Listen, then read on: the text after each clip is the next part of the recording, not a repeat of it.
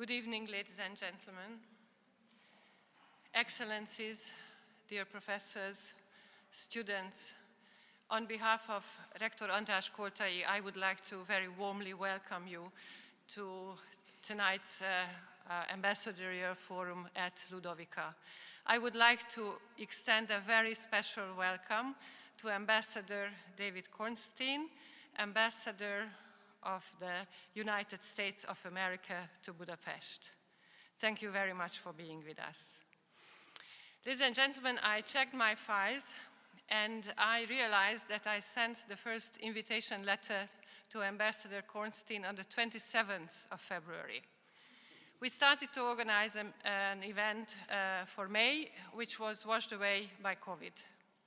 Then we restarted in September, and we fixed today, on the very day when Ambassador Kornstein announced that he would leave Budapest on November the 1st. And I thought, okay, this is not going to happen.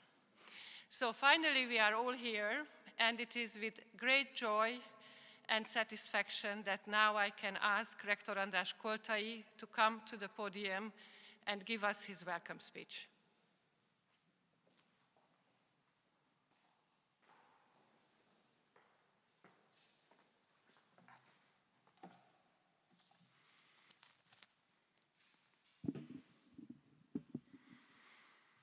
Your Excellency, Ambassador Kornstein, Excellencies, dear professors and students, distinguished guests, ladies and gentlemen.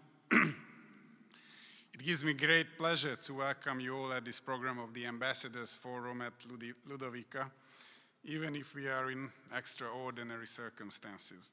I'm very glad to note that despite all odds, this is the fourth such event this year. The Ambassadors Forum at Ludovika is a well-established and a well-received program of our university. I can assure you that we are dedicated to continue this dialogue with the Budapest Diplomatic Corps, as we find it very beneficial for our academic community. Such events strongly support our aim that students should not only receive wide theoretical knowledge, but they should also participate in extracurricular activities. They should encounter different ideas, points of views, and get new impressions that will help them in their studies and in the evolution of their intellect. I would like to extend a very warm welcome to Ambassador David Kornstein, whose tenure in Budapest, as we all know, is ending in the coming days. Thank you, sir, for finding time to come and talk to us. We indeed look forward to your address entitled US-Hungarian Relations Stronger Together. I believe that the almost century-old modern US-Hungarian relations are strong, and we agree with our American friends that based on our common values, acting together make us both even stronger. In earlier times, the American-Hungarian relations had been meaningful, friendly, and not lacking in symbolic moments.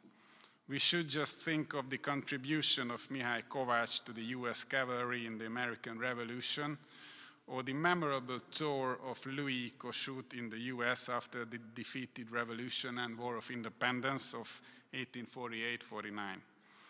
7 Hungarian generals and numerous other officers served in the Army of the Union in the Civil War. Sadly, being on two opposing sides in most of the 20th century, our relations became more complex. But even in the dark days of dictatorship, the hope for a brighter future was certainly reinforced by such acts like Hungarian refugees being admitted to the US between the two world wars or after 1956. Our relations of the last 30 years started with the historic visit of the late President George Bush, whose statue on Szabadság, that is Freedom Square, will be unveiled just in 3 days' time, remembering a great man, a great leader, who was dedicated to help the suffering nations of the former Soviet bloc. An outstanding moment of our common history took place in Independence, Missouri, when Hungary joined the NATO. Since then, we are not only friends, but also allies. Even our debates are discussions of allies and friends. Whether it be the economy, culture, defense, and security policy, our relations are flourishing. This academic community is very interested in hearing more about US-Hungarian relations, as our university, in line with its name, educates future leaders for the public administration and for the armed services of our country. We are keen to broaden the intellectual horizon of our students. Distinguished colleagues of the American Studies Research Institute will also contribute to tonight's program. I'm also pleased to note that there is a growing interest in our university among potential Fulbright scholars. Furthermore, we are strengthening our relations with the Hungarian Initiatives Foundations. Dear Ambassador Kornstein, I hope, sir, that after your return to the US, you will remain one of the American friends of our country. Whenever you come back to Hungary, you always find open doors. With these thoughts, I would like to welcome you again and express my gratitude for your presence. Thank you very much.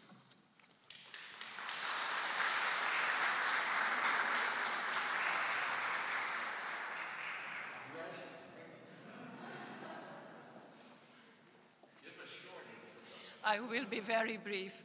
I'd like to thank Rector Koltai for his remarks, and now it is my honor to introduce our guest speaker, Ambassador David Kornstein, who is a lifelong and very proud New Yorker who was born, has lived, studied, and built up his professional career in the Big Apple.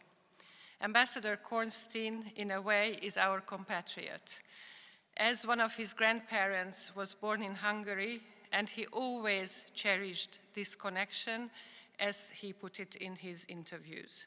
Ambassador Kornstein has built a record of achievement as a businessman and business leader.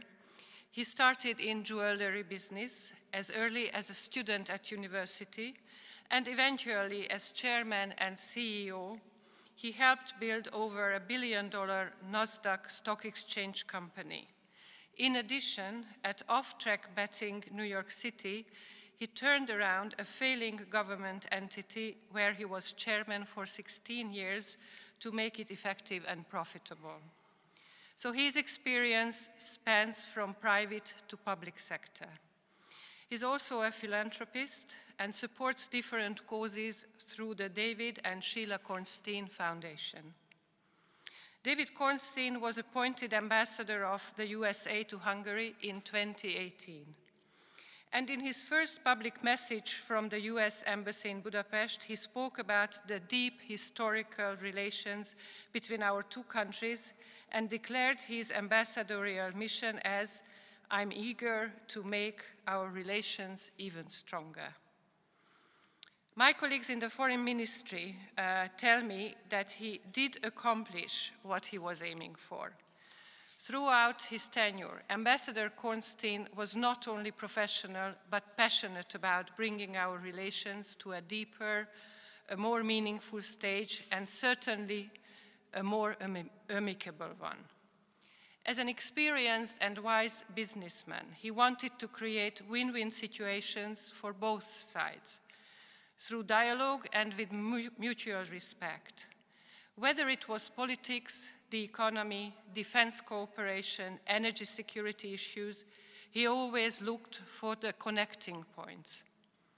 What we can see today is an agenda of concrete topics, such as cooperation in energy issues or enhanced defense cooperation, demonstrated by the signature of the Defense Cooperation Agreement.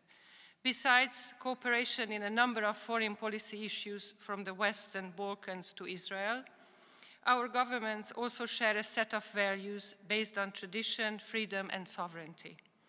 It is much appreciated, sir, what you have done for our relations.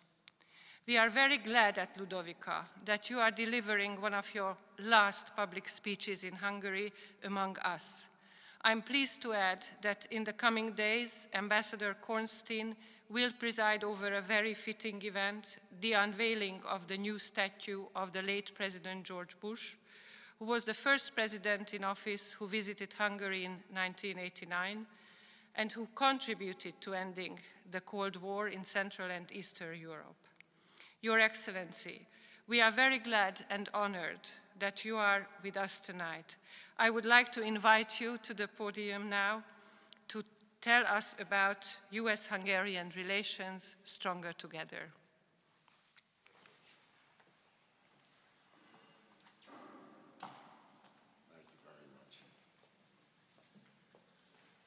Well, there isn't a great deal to say after that introduction. Maybe I'll just say good night, and that'll be the end of it, because you've heard everything that has taken place now for the past 2.5 years.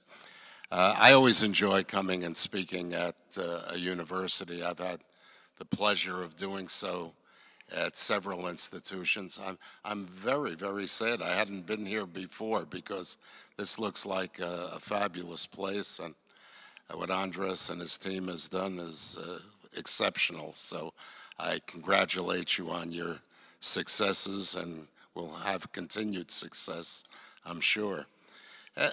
As was mentioned, I did start out in the business world and spent 40 years at it.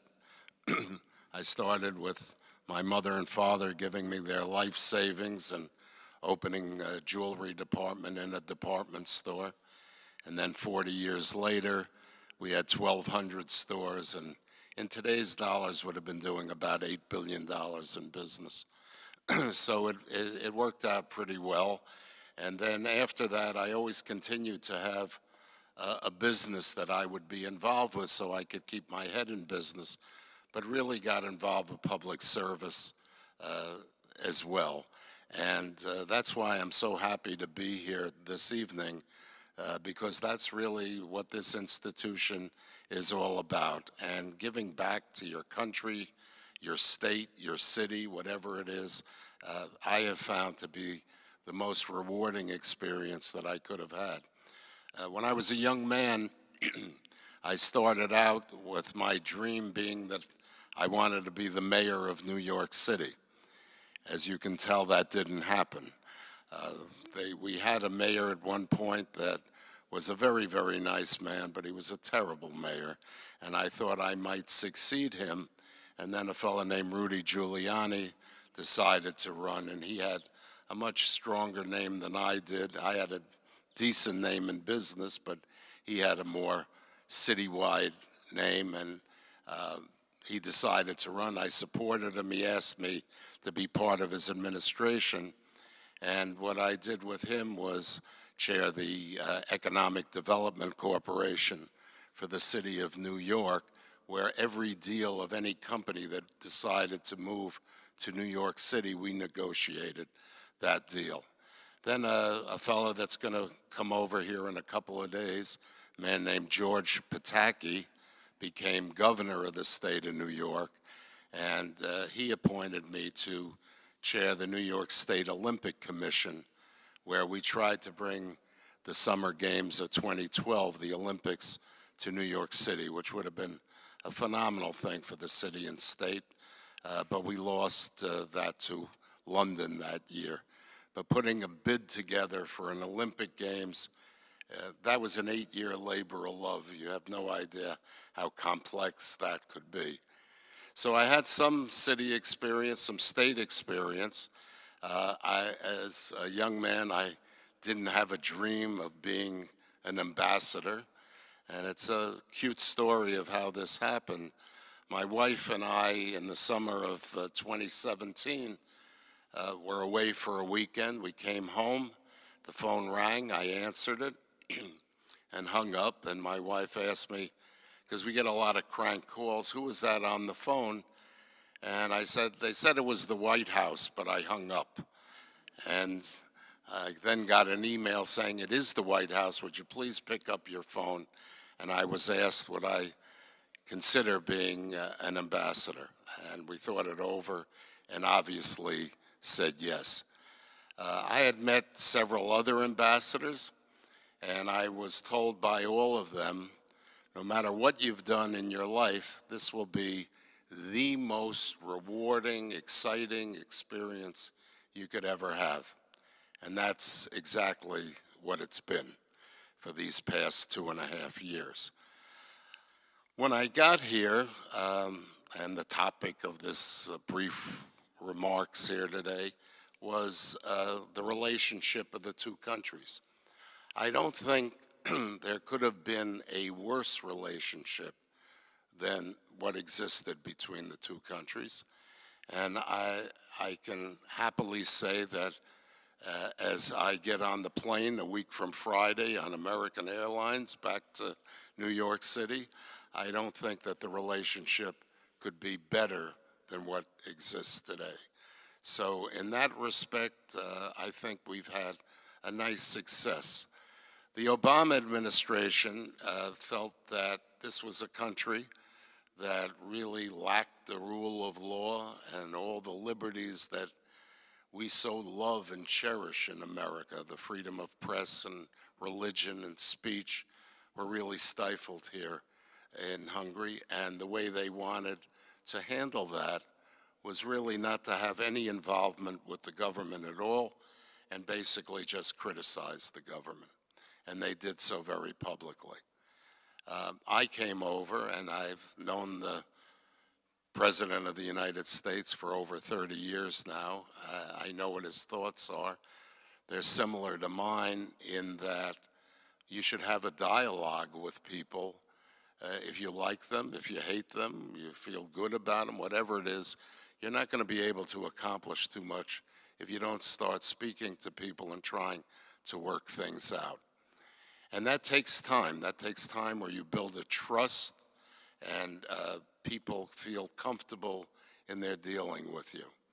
So that began, and I think that we've had, because of the relationship, some very, very good results. Results where, in my opinion, the number one interest of a government is the protection of the people in the government and the country. And that has to be done militarily. So what we looked at first and foremost was trying to sign something that had been attempted before but had not been successful, and that was a defense cooperation agreement between the United States and Hungary. And it's a complex treaty. It deals with what happens if a serviceman gets into trouble in a country, who's going to adjudicate that. The devil is always in these treaties, whether it be a trade agreement or a peace agreement. The devil is in the details, as I'm sure you all know. So it was a complex agreement to work out, and it brought, we feel, Hungary into certainly the 21st century of defending their country.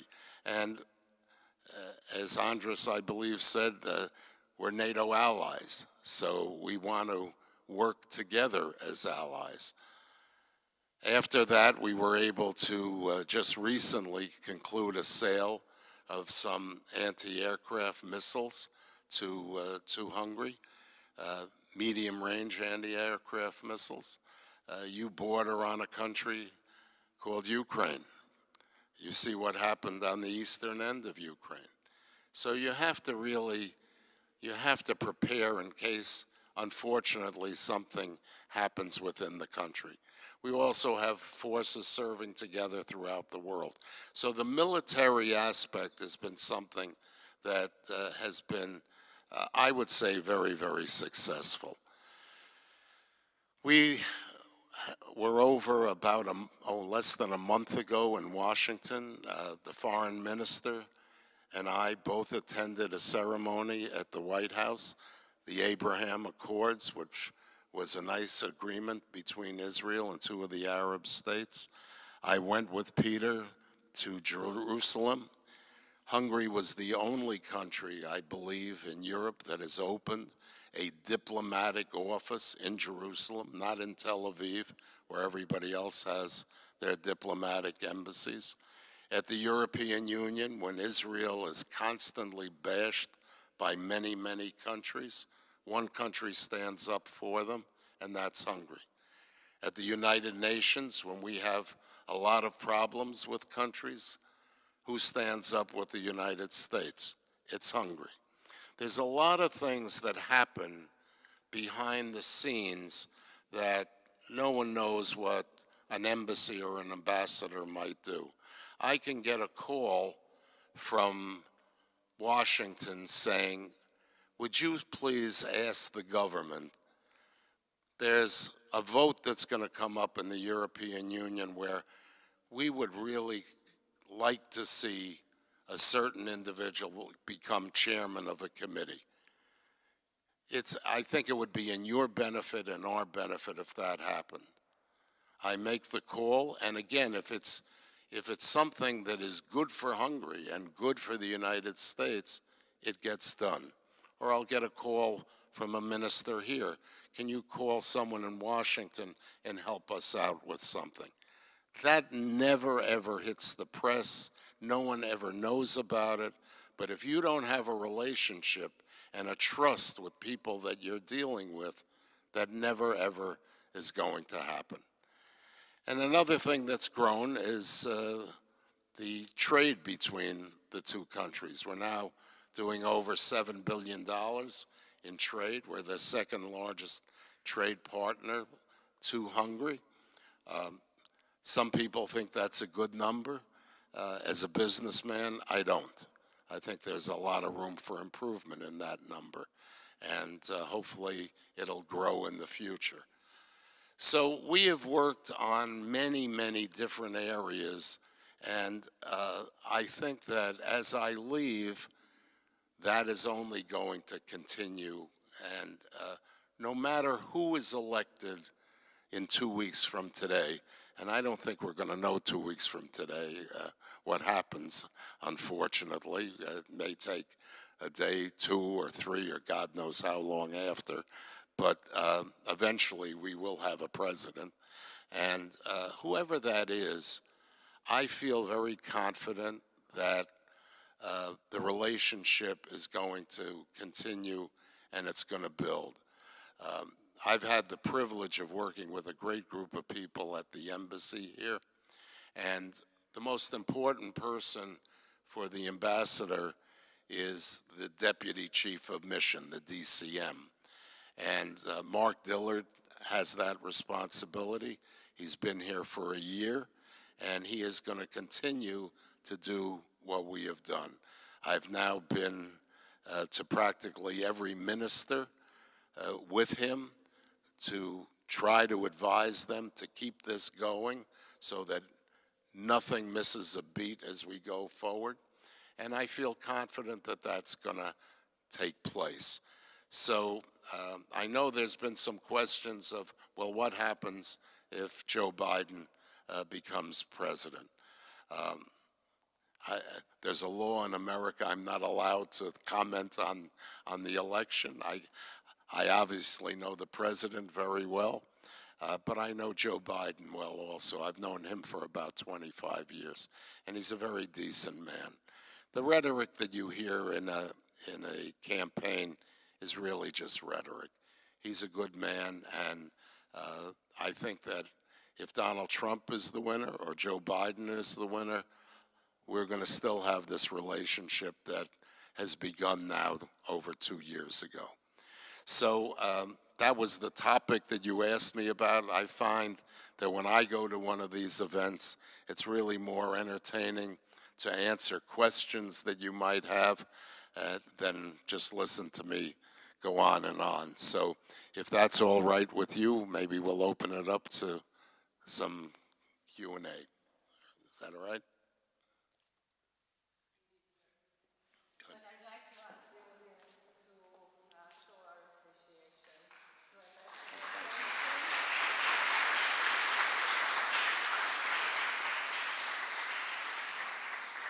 Wisdom and advice we received from you, I'd like to ask you to sit down sure. there.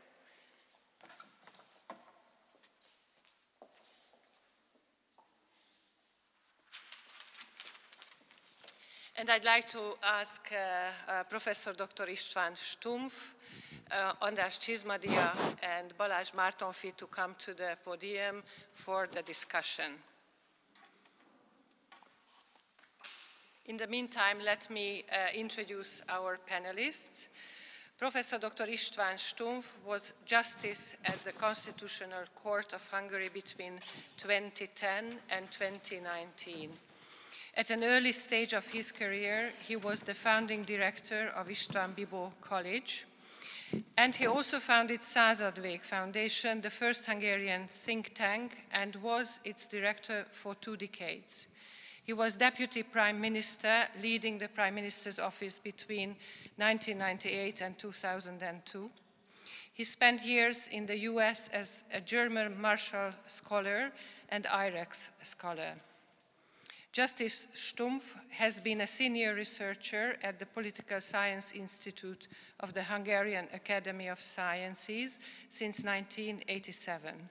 Author and editor of numerous articles and books in the field of political socialization, parties, electoral systems, constitutional and government structures, separation of powers, and the rule of law. His latest book, Reinventing Government, Constitutional Changes in Hungary, was published in 2017. And the 2 panelists are Dr. Gábor Csizmadia, who is the acting head of the American Studies Research Institute and assistant lecturer at Ludovika. His fields of interest are US foreign policy decision-making, security aspects of transatlantic relations, particularly concerning Central and Eastern Europe, and theories of international relations. In addition to teaching courses on these subjects, his research focuses on the contemporary issues of US Central European relations. He has been a visiting scholar at the George Washington University and is a Marshall Center alumnus. At the same time, he is a member of the Hungarian Atlantic Council. Dr. Balázs Mártonfi is an assistant professor of security studies at the University of Public Service. His research, for which he was awarded the John McCain Award by the Munich Security Conference, focuses on alliance cohesion and NATO.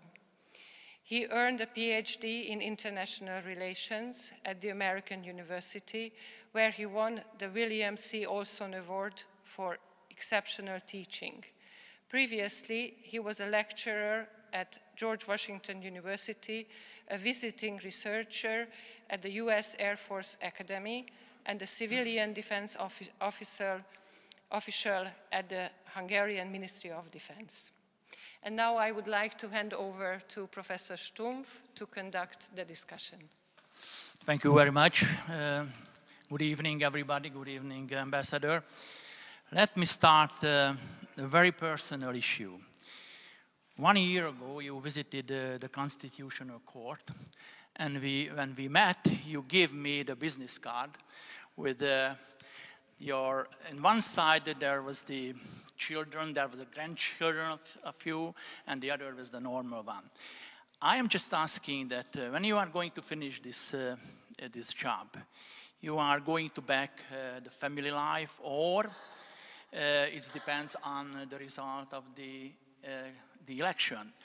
And I am very much interested in what was the role of your family in your business life and your public life. Well, let me start with the second part. I mentioned that my parents gave me their life saving to open the business, and right now I'm an only child. My son is an only child, and we have the young man in the picture. We have 1 grandson, so my entire family is 5 people. To say we're a little close would be a vast understatement, which is one of the reasons why it's time to go back. Missing 2.5 years of watching now my 15-year-old grandson not play football or whatever would be a loss I can't get back. The first part of your question was the card. Is that what That's just a card, which is very much showing that you have a very close relationship with your family, and your business as an ambassador is much more emotional type of behavior than the typical diplomatic type of behavior. Well, let me give you the bottom line, as we would say in business. I fell in love with this country. I think that I've described it as the best kept secret in Europe. I think it's a fabulous place, and what makes a place are the people. And the people here are so warm, so kind, and have been so good to my wife and I that it's just been an incredible experience. This job that I have is a 100-mile-an-hour job. So to leave this and to go at a 2-mile-an-hour job would be too much of a downgrade, I would say. So at the young age of 82, I can't believe anybody would want an 82-year-old guy, but I've been offered a couple of very, very nice positions, both of which have a connection with Hungary. So I'm not leaving this place. I shall be back here. I'm going to go home instead of living here, but I intend to continue to have an involvement with a place, as I say, that my family has really fallen in love with. What is your favorite wine in Hungary? Well, then I'll offend a few people. You know, I have to be a politician on this. Born in the Tokaj area, you have to be careful. No, I can't give you the vineyard that I like the most, but I'll tell you, I've never had more wine in my life than I've had here. It's fabulous. I mean, you can't get a bad bottle of wine. So. Moving a little bit toward the politics, in your interview, you several times explained that you have a very close friendship and relationship with President Trump. I'm just wondering, what was the roots of that kind of relationship? Your common socialization, your common business, your common view of the future, or how you get together, and what was the foundation of this kind of friendship? Well, most people that haven't visited New York think it's a vast place and hustle and bustle and everything, but New York is really a small town, and we come from the same town, a little place called Manhattan. And we ran into each other socially many times. I have a place in Florida right near where he lives, and we joined each other's clubs. I went to his last wedding with Melania, who was the first lady. First of all, you can't take your eyes off her. She is beyond beautiful, but as beautiful as she is outside, that's as sweet as she is inside. And an incredible, incredible mother. So we've been friends for some 30 years. 2-3 weeks ago, I handed him my letter of resignation, which stated that I was really sorry I couldn't join him in his second term, but it was time for me to come back. And we just sat and talked in the Oval Office. First, I was upstairs in the residency with the First Lady, and then came down to the Oval Office. And in the middle of this conversation, you might have read about this, he said, oh, let's call Victor. You know, like I would say, let's call Sheila, my wife. He said, let's call Victor. And he didn't have the number. I had it in my phone, and we call up, and Victor answers the phone. He happened to have been in the kitchen at the time, and he said, well, who is this? And he said, it's the president. He said, the president of what? And he said, the president of the United States. So normally when two heads of state get together, it's a bit more formal than that, and for us, the National Security Council gets involved, and they want to know the questions and the topics and everything else, but that's what has developed in the relationship between the two countries. If you have that, you're going to get something accomplished. And that's what exists now. And I couldn't be happier that that's the case. I'm going to give the floor to my colleagues and just asking that what do you think, what is the biggest and nicest achievement of the Ambassador Konstin in the last 2.5 years here in Hungary? Gabor and you. Well, thank you, Ambassador. Thank you for coming again, and we appreciate your presence and your visit here at the National University of Public Service. I also welcome the distinguished guests. It's really difficult to name the main achievements of the last couple of years outside, especially since the person who's directly involved in it already mentioned what he regards as the main achievements. But certainly it would be definitely the political normalization of the relations, I believe, seeing it from the researcher's perspective. Interestingly, by the way, if you take a look at the professional literature on the topic, you get this sense of normalization from previous eras, specifically during the of all the places during the Obama administration, that kind of normalized the relationship. But if you take a step back and if you take a much more sort of a more sensitive look at it, then basically you realize that definitely this was one of the reasons to introduce real pragmatism into the relationship. These are the two catchphrases, by the way, which were definitely present in the before the Trump administration, by the way, pragmatism and normalization. And oddly enough, from our perspective, that's what actually happened during the Trump administration itself. So to actually have a dialogue with less ideology as possible, at the same time realizing the reality that there are certain Western values that both countries are actually making huge efforts of defending. Seeing it from the outside, I don't want to talk about obviously the elections either, but obviously if you take a look at the current state in the US society, you see huge debates and discussions about the American identity and the Western values and so forth. And basically we also have had these discussions in Europe as well, Hungary being one of the countries who have been quite consistent in this regard, saying that we stand for a set of specific values, and well, we're not really prepared to stand back from these issues, which obviously introduces conflicts there and there, sometimes, as happened during the Obama administration as well. But definitely that's one of the most important achievements in the last couple of years, that we had this opportunity to actually talk directly, as you mentioned, which is also seen at lower levels of the bilateral relationship as well, seeing it from the researcher's perspective. Well, I agree with you that it is a pragmatic relationship. Both countries are realists. They know what's in front of them and react accordingly, no matter what the subject is. So I totally agree with that. Another difference that might be mentioned is that when I look forward to constructive criticism, whether it was in business or at the embassy. I wanted people at the embassy, and we have a couple of people here tonight from there. I would always tell them, tell me how I can do a better job. I really want to know how you could improve something. The difference before was the criticism, number one, was public.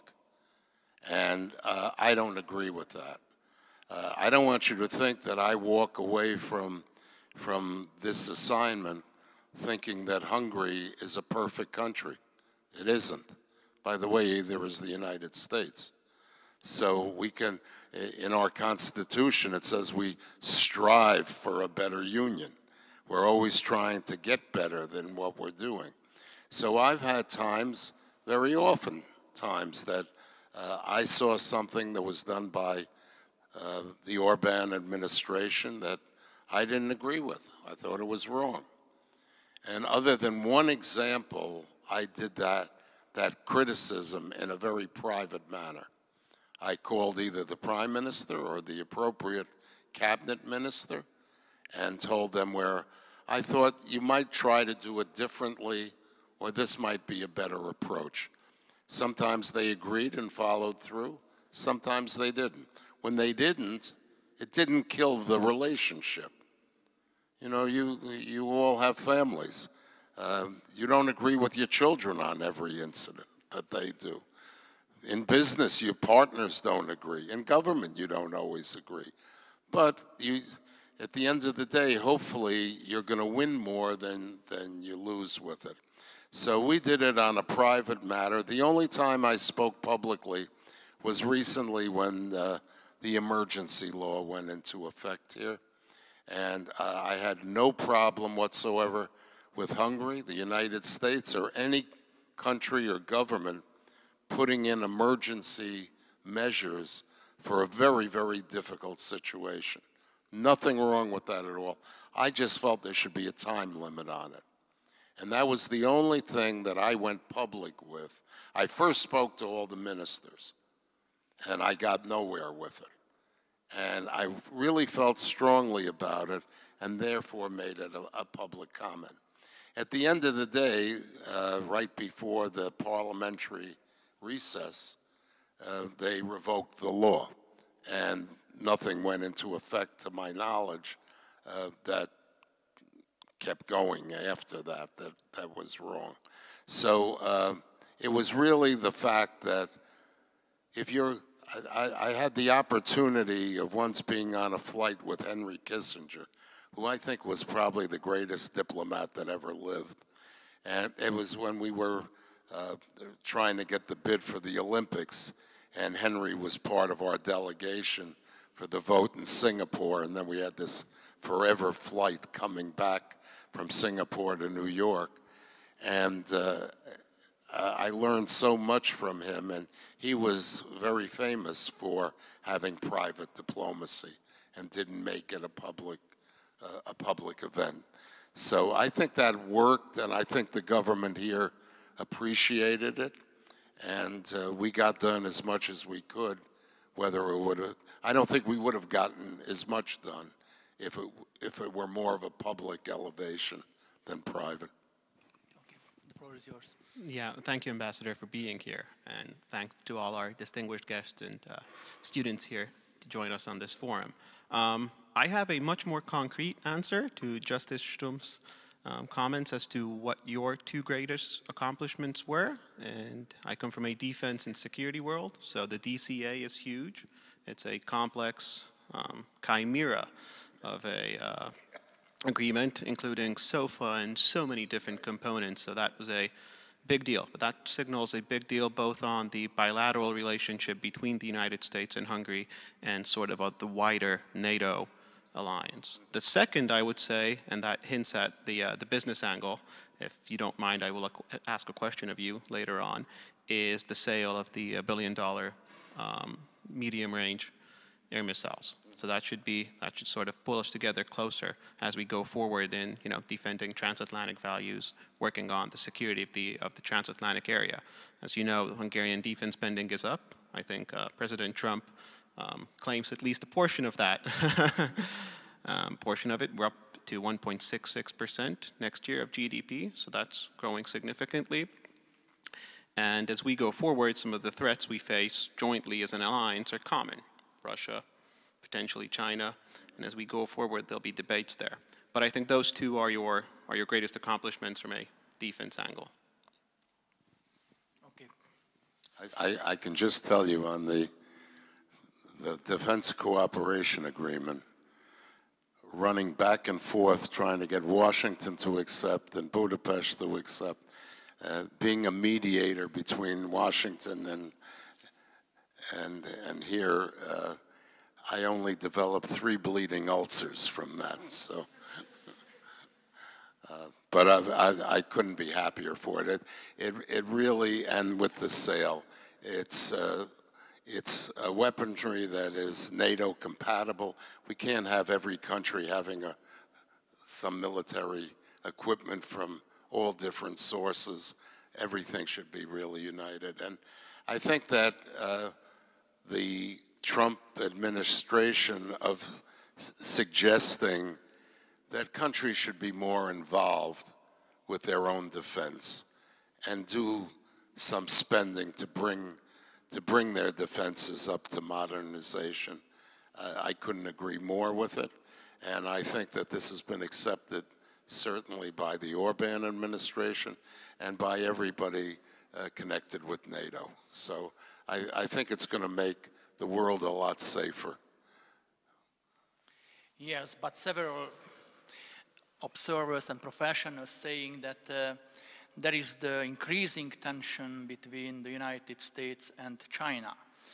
And the old liberal global world order is not existing anymore, and something happening, and probably something is boring, but don't know what type of global world order is establishing. How do you see this two big power relationship in the future? The word pragmatic was used before. Let's talk about the pragmatic effect. You have 1.5 billion people there. You're not going to forget about them. It's a huge market. We want to do business with China. Hungary wants to do business with China.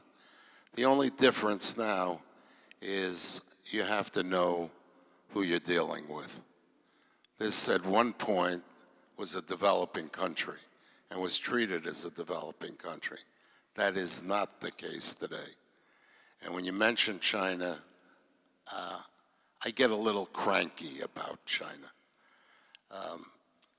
I've been there many times, and I know that they're a very, very smart group of people.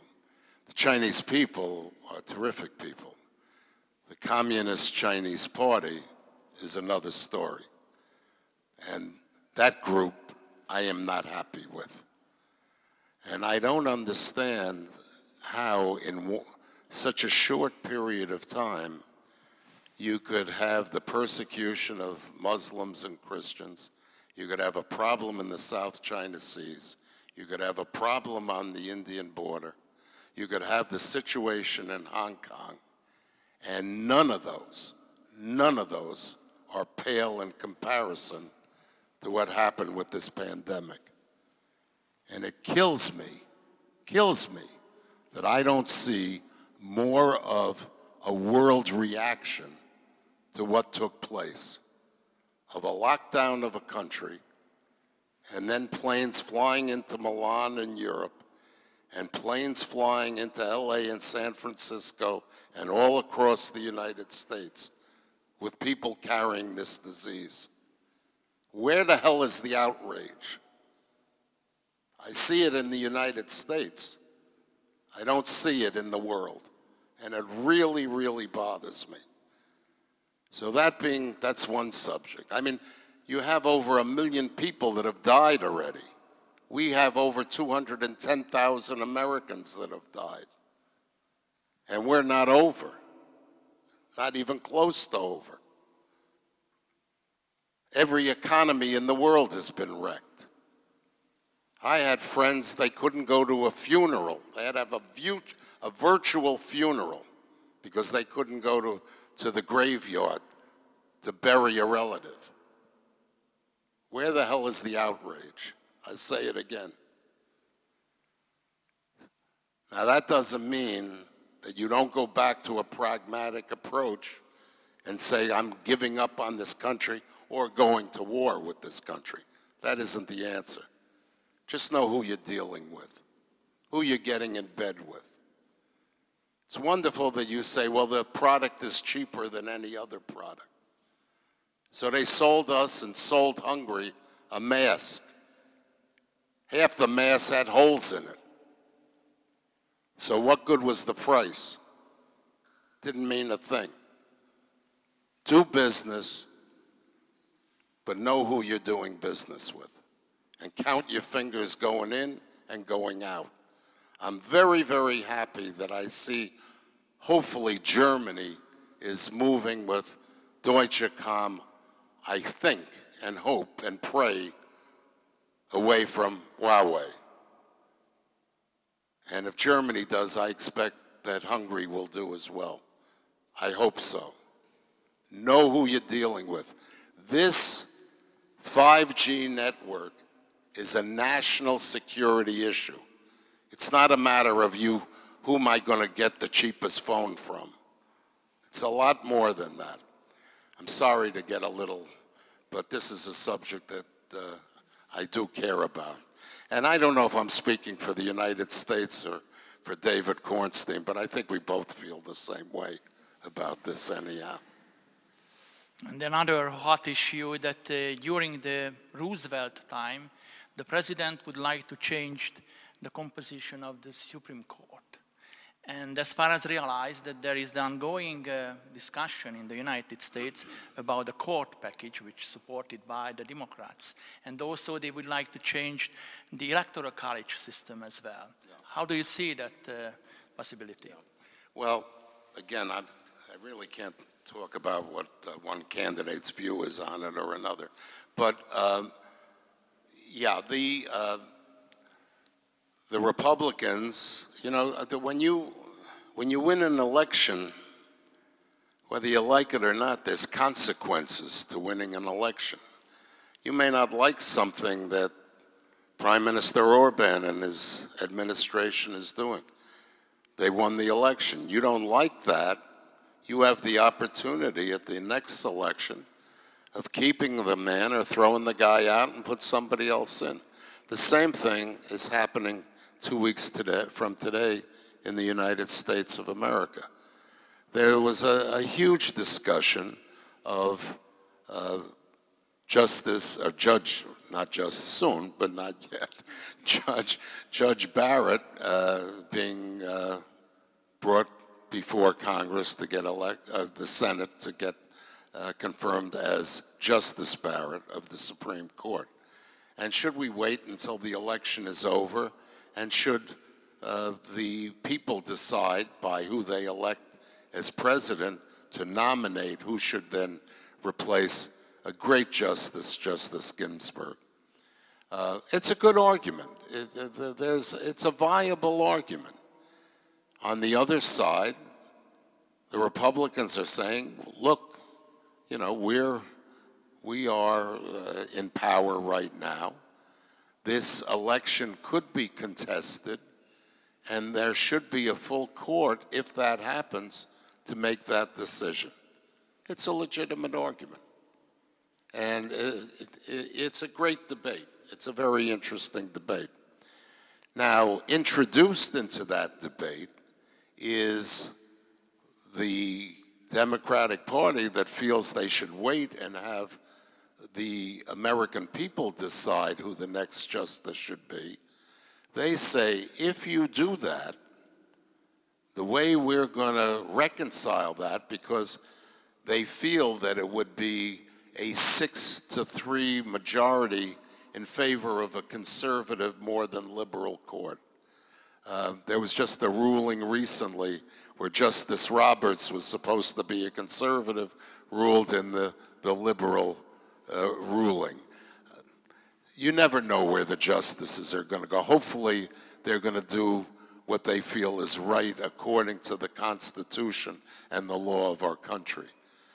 But in order to compensate for that, what the Democrats, at least the papers, and I haven't heard it from the candidate, but I've heard it from the papers that we are going to add, we're going to make Puerto Rico a state, we're going to make the District of Columbia a state, and therefore be allowed to get 4 more senators, and those would be Democratic senators, so we'd get control of the Senate, and then we're going to pack the court and add 4 more justices from 9 to 13, and those would be liberal justices. This isn't good. It wasn't good for Roosevelt.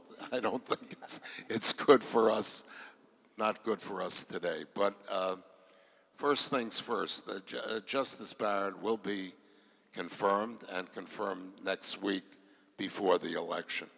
So whether I think it's right or wrong is a matter that isn't for me to discuss here right now. But there's a good argument on both sides. Let it go with that, if you don't mind. Before I am giving the floor to the audience, I would like to ask my colleagues to comment or to ask a question to the ambassador. At first, you. Great. Thank you, Ambassador. Interesting thoughts on China. I think in Hungary we're all very interested in how this potential Thucydides trap sort of unfolds.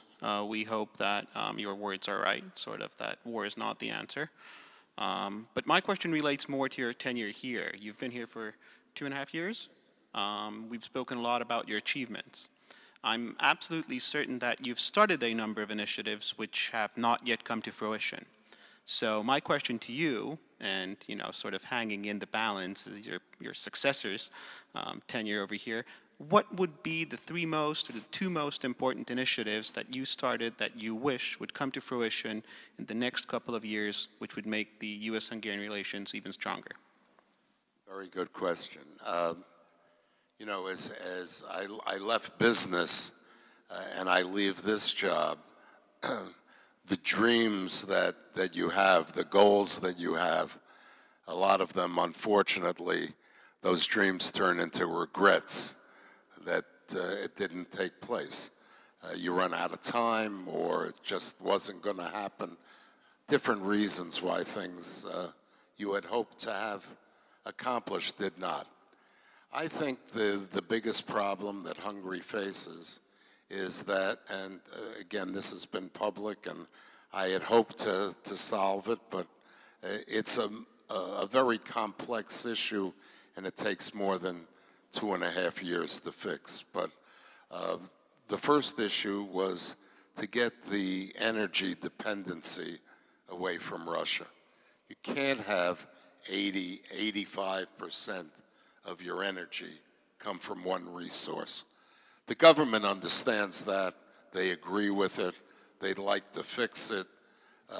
But it's a complex issue that doesn't involve just Hungary. It involves many, many other countries. Tonight, it's a comfortable evening. It's not too hot. It's not too cold. If this were a couple of months from now, you'd like to have heat in the building. You wouldn't like to do this in the dark without lights. And that could happen if the energy is shut off. So you have to fix that equation. It's very, very important. I see my very dear friend sitting in the front row here, the ambassador from Croatia, who's a marvelous, marvelous man and works so hard for his country and the relationship of Croatia and Hungary. They have made a dent in this through the LNG port that they have established in Croatia. There's been a contract that's been signed, and that will, I believe, be 1 billion BCMs, or whatever the phrase is, of energy that'll come into this country. They use about 10 billion, so 10% of the energy now will no longer come from Russia, but will come from here, will come through Croatia. That's a wonderful start. It's not enough, but it's a wonderful start. I had worked with Exxon trying to get them to build a pipeline from the Black Sea through Romania into here, but it involved Austria, and it just got so complicated and it didn't happen. So the number one priority that I would love to see happen, and it would be the best thing that could ever happen to Hungary, is to not be dependent on Russia for all of its energy. That doesn't mean that you don't have a relationship with Russia. Doesn't mean you're going to war with Russia. Doesn't mean anything like that. I wouldn't care if it were the United States that was there. You can't be dependent on one country for all your energy. That really has to be changed. The next thing that I had hoped to accomplish that I did not was Ukraine. I really feel, and our government feels, that if Ukraine had a relationship with NATO, Crimea, I don't believe would have happened. How many lives were lost during that? It's terrible. It's terrible. Now, I can sympathize with the Prime Minister when he tells me that the Hungarian people on the western side of Ukraine may not be treated with the right dignity, or the school system with their language law that was put in is really harmful to the people in that part of the country. And I can appreciate that. I just felt that there are more difficult problems in the world to solve than that issue. If that were a business issue and I were the mediator, I'd put the two foreign ministers, one in each room, and run back and forth. I'd go to Peter and I'd say, look, the guy gave you this. Can you move a little over here and do something with the law? He'd give a little. Then you run back and forth, and it could have been solved. I think I was asked, what would you do differently? What advice would you give America or the next ambassador that would come in for a situation to make things better? And I think that there should be more of a coordinated effort of the Central European ambassadors from America working together as a team. It wouldn't be appropriate for the American ambassador to Hungary to go into Ukraine, where we have an ambassador, and usurp him. But if we were working together, we might have been able to accomplish something. If we were working together in a region, we might have been able to facilitate something with energy some way or another. So I would do that differently with America, and I would try to do it with Ukraine. If I'm in a university and I can't believe I haven't been asked, what about CEU? It's a long time ago, but my views haven't changed on that. I really feel sad that they're located now in Vienna. They do have some operation that's still going on here in Budapest, but it was a sad story when that moved out of Vienna. It's a long story. I think you all know how I feel about it, but again, the bottom line of it is I wish they were still here. It's a shame they're not.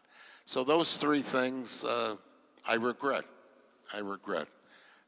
I'm happy about the good things that happened, but and I think that when I take a step back and look in, I'm satisfied with what we got done in general. Thank you, Ambassador. I would be cautiously optimistic on your first point on energy diversification. I think that's something that's ongoing. The Hungarian government's relationship with the Crick terminal, the LNG terminal there, is ongoing. The partnership for Transatlantic Energy Corporation is also ongoing. So cautiously optimistic over there. On the Ukraine point, I think you mentioned that both Hungary and the US are realist in their foreign policies. I think that's a very good point. I think President Trump in his first speech to the UN spoke about prudential realism. And I think in vis-a-vis the Ukraine issue, there's just so few multilateral fora where a regional medium state can sort of work on really shaping foreign policy. That's one of the fora that was chosen. And hopefully cautiously optimistic. There were a number of meetings between the foreign ministers, as you said. And the last point I'll hand over to István. I like that your glass is half filled. Mine always is. So. Okay, Gábor, do you have a chance? I'm also more optimistic on these issues, to be honest. I'm a lot more, well, I wouldn't say pessimistic, but cautious when it comes to cultural issues. There's a reason I hinted at earlier that there's a huge flux that we're witnessing in the United States and, well, in general in the world. I mean, it was mentioned with regards to the liberal international order.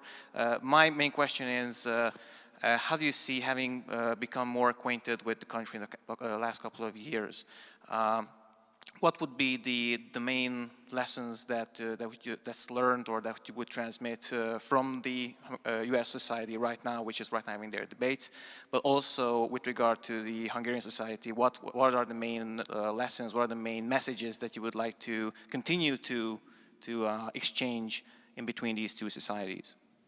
Well, what's the dearest to any American is our rule of law and the freedoms that we live by. And those always have to be stood up for, protected. when you have a situation where you have a government now that is serving in its four-year term, as I said before, elections have consequences. The last election gave one party 2/3 of the seats in Parliament. That means that they have a good chance of getting something through that they would like. They obviously enjoy the executive branch as well. Just like in America, where we were talking before about nomination of justices, you have the possibility of influencing where the courts are. So you can all of a sudden not be as concerned as you might be about all of the freedoms. The good news is that this is a democracy, as we have in America. The good news was you had an election last year, a municipal election here, where the mayor of Budapest, who I think I'm seeing for the third time in a day or two, was never expected to win, but won. I think it was a wake-up call for the government of not taking anything for granted and to really govern to the best of their ability. Not that they didn't think that they weren't doing that before, but with a little pressure, you're going to do things even a little better. It was a wake-up call for opposition of how is it possible to get elected? And at the end of the day, this is all better for Hungary, because that's what democracy is all about. Leave it up to the people. Let the people decide. So I think the situation here with the relationship to America, seeing what's happening recently from Russia, seeing what's happening with China, seeing what's happened in the elections here, I think it's a great opportunity for this country to go even further. You know, there used to be in America, and even with myself, people thought there was Eastern Europe and there was Western Europe. All of a sudden, there's a place called Central Europe. Nobody ever knew there was Central Europe. And when I first got here 2.5 years ago, I could not have a conversation with anybody that someone didn't say, but Hungary's a small country. I don't hear that at all anymore. I never hear that, because Hungary is part of a pretty decent-sized region. I don't know, 110, 120 million people, a lot of countries. And I think the future of this is very, very exciting, very exciting. And what you people decide to do, and the people that, I see there's people, that's where I used to sit up there. There's people that are here going to go into public service. I congratulate you on that. I really do. It's a fabulous, fabulous thing that you can do. For me to have the honor of representing the office of the President of the United States and to speak for 330 million American people, I can't tell you what a great honor that's been. And it's been a great honor for me to be here tonight. I thank you. Thank you very much. And this is the opportunity for the audience. If you would like to ask a question, please do that. There is the microphone.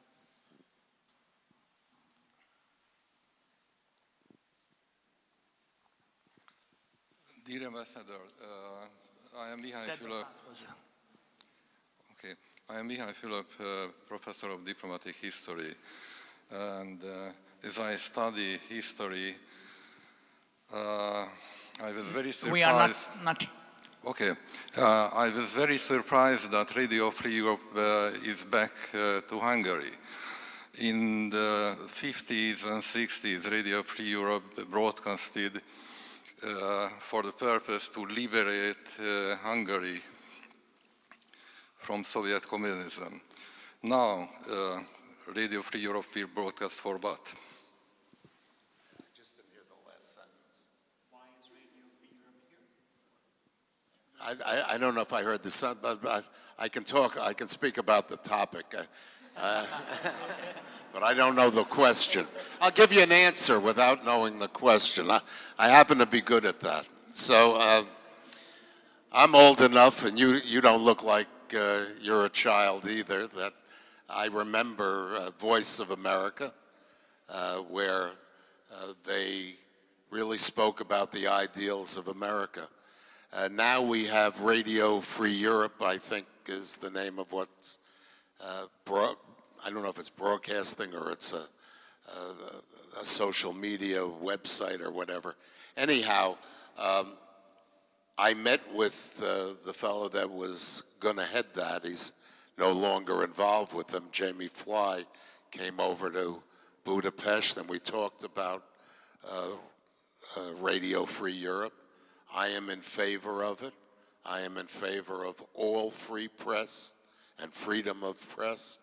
The only thing that I said to him was, number one, I would prefer that most of the programming, and by law I'm not allowed to interfere with the programming, but I said what I would like to see is what's good in America, what we're doing well, what's great about our culture and our way of life, and whether it be sports, entertainment, politics, I don't care what. Let's say what's good about the United States.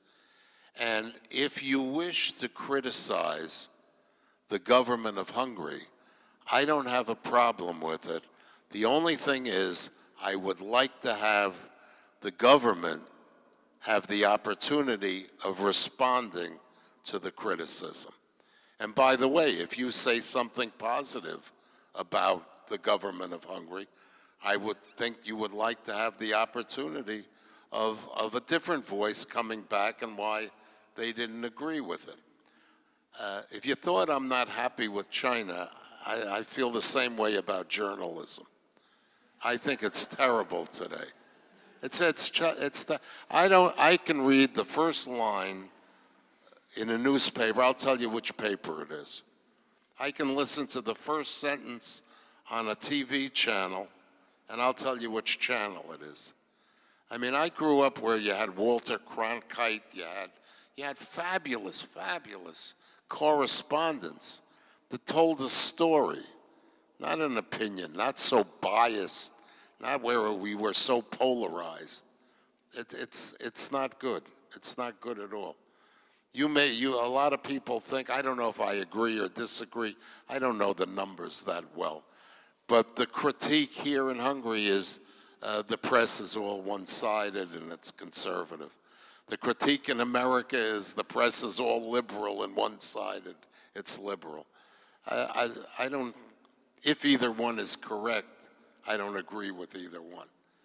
I'd rather see an independent press that could state an opinion. And you didn't know what that writer was going to write until you read it. Instead of, you don't even have to read it. You know what's going to be said or what's going to be spoken on television. I don't think that's really healthy. And the people that are of a conservative nature are only going to watch the conservative channels or papers and get more conservative, and the liberals will do just the same, and you don't hear the other side. When I go to a dinner party in New York, we'll sit down at the table, and the hostess will say, well, thank you for coming. It's so nice to see you here. Have a marvelous time. Just one thing, no politics. You're not allowed to speak about politics because people are so passionate about it. They can't have a conversation about it. And that's the same with the press. So journalism, I think, could be improved a great deal. I don't know if I answered your question. As I say, I couldn't hear it, but that's the answer. Okay, is there any more question? Yes, one more. It's the last one.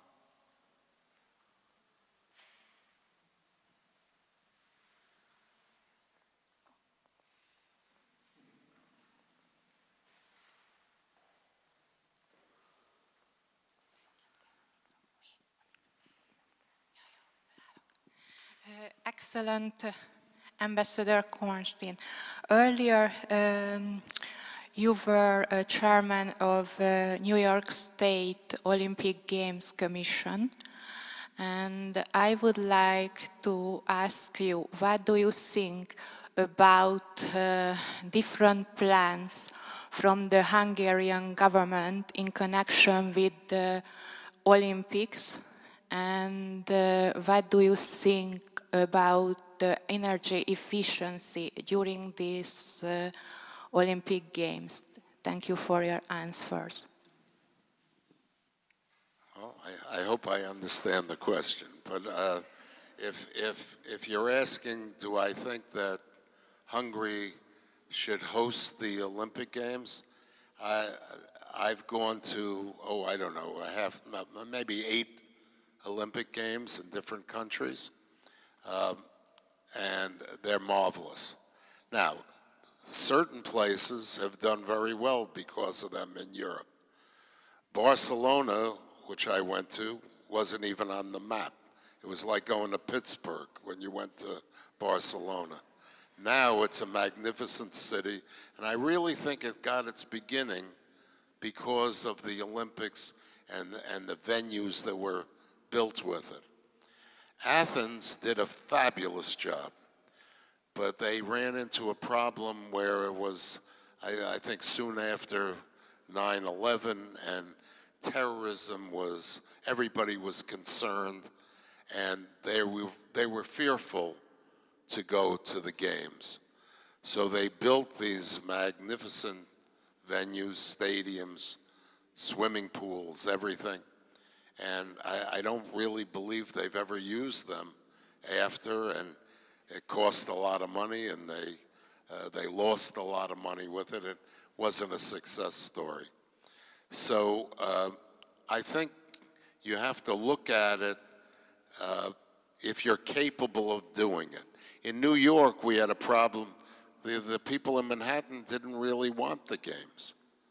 They weren't in favor of it. They thought it would bring too much traffic and this and that, and I felt they were wrong, but we didn't have the total support of the people in New York. So it's a major effort, and putting a bid together, as I said, you have no idea what that is. It used to be also very political in the vote, and now it's more fair of how it's determined. I really didn't understand your energy component of it. Is that what, if that was a question, I don't know how to answer that. But if you're capable of getting an Olympics here, it's phenomenal for a country. It's just terrific. But you have to be careful how you go about it. Mr. Ambassador, thank you very much for coming and delivering the speech and participating in panel discussion. And I would like to wish you a very good time back to the United States with the family, and also the result of the election. Thank you very much. Thank you all.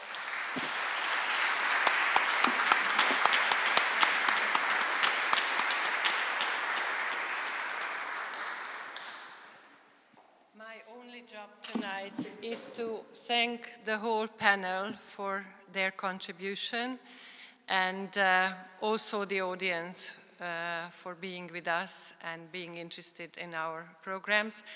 In his opening remarks, the rector was saying that such extracurricular programs are inspiring for our students intellectually. I think we can say that from Radio Free Europe to China, we covered everything, and it was really inspirational.